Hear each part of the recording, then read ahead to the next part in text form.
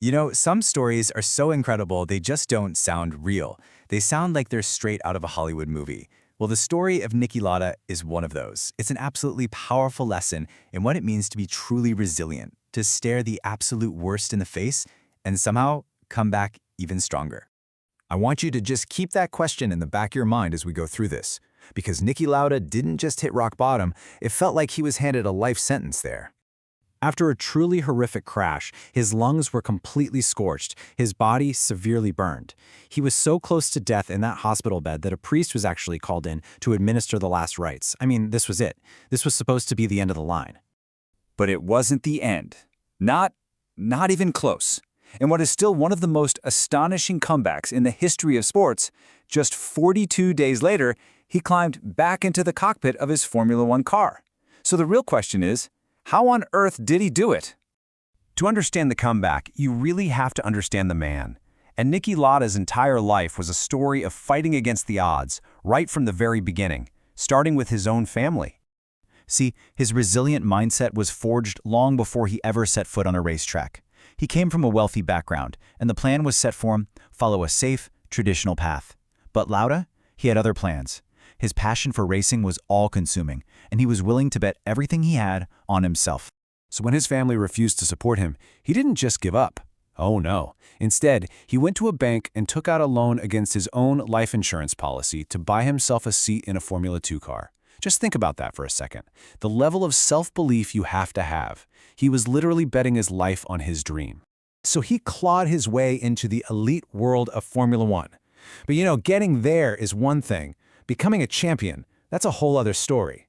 And this is what set him apart. Lauda wasn't just some driver with raw talent and nerves of steel. He was a thinker, an analyst.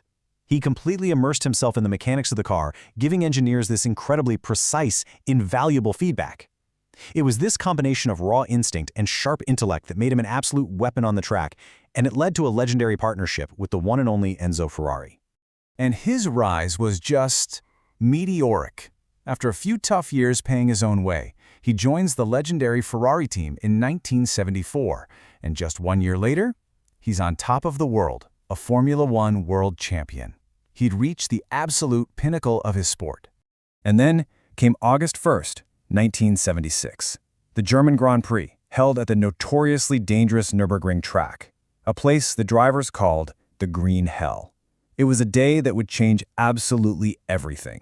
And here's the tragic irony. Lauda, the calculated, analytical driver, he knew the track was just too dangerous for modern F1 cars.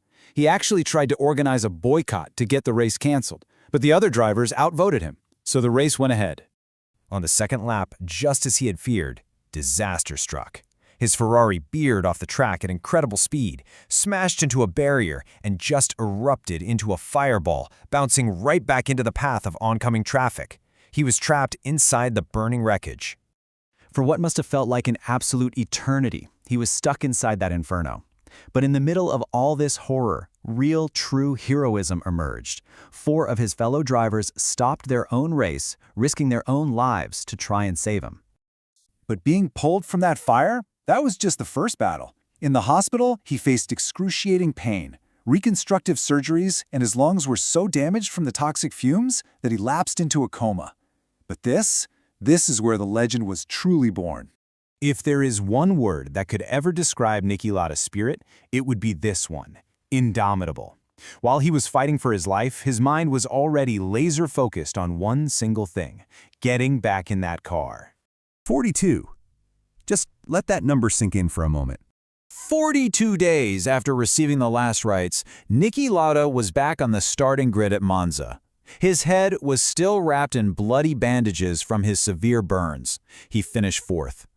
It remains one of the bravest and most mind-boggling things I have ever heard of in the history of sports. The crash didn't end his career. You know, in a lot of ways it defined it. But Lauda's legacy is so much bigger than just his survival. Some of his greatest triumphs were actually still to come. So get this, the very next year he wins another world championship. Then he retires and builds a successful airline, Lauda Air, from the ground up. And after all that, he comes back to Formula One and wins a 3rd championship. And even after retiring for good, his wisdom as a mentor helped build the Mercedes dynasty. The man just never, ever stopped achieving. So what can we all take away from this incredible life? Well, first, face adversity directly. Just like Lauda confronted his physical and psychological scars to get back in that car. Second, turn knowledge into power. Remember, his intellect was as powerful as his right foot. And third, never stop improving. Winning 2 championships wasn't enough. He built an airline, came back, won a third. He was always pushing, always adapting. That was his real superpower. Niki Lauda proved that our limits are often just the ones we put on ourselves. His life is just this incredible testament to the power of willpower and that indomitable spirit. It really makes you wonder, doesn't it? What challenges are you facing right now, and what will your comeback story be?